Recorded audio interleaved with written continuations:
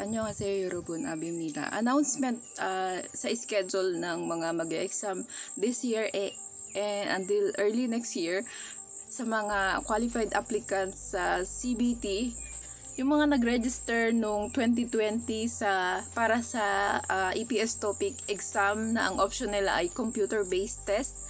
May schedule na po kayo sa POEA. Ang schedule ng inyong exam ay magsisimula sa November 18 until April 1, at ang schedule ninyo, ang araw at saka time kung kailan ang exam ninyo ay makikita sa website ng POEA.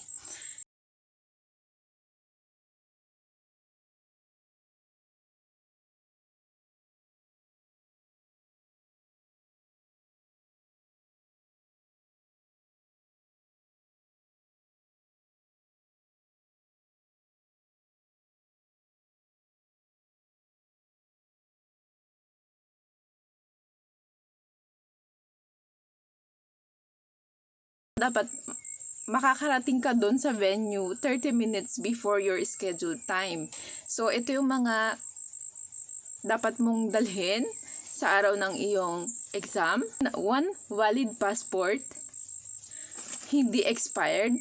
Number 2. Duly accomplished health declaration form issued by the POEA during your schedule. So, i-fill out nyo to pagdating nyo dun sa venue at kailangan yan.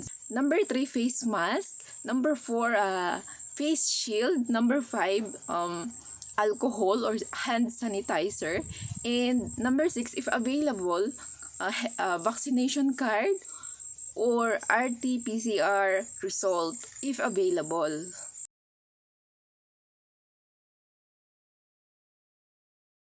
Kayong katanungan, comment down below at sasagutin ko yan. So, good luck sa inyong exam. Galingan nyo para makapasa kayo. Yan ang unang-unang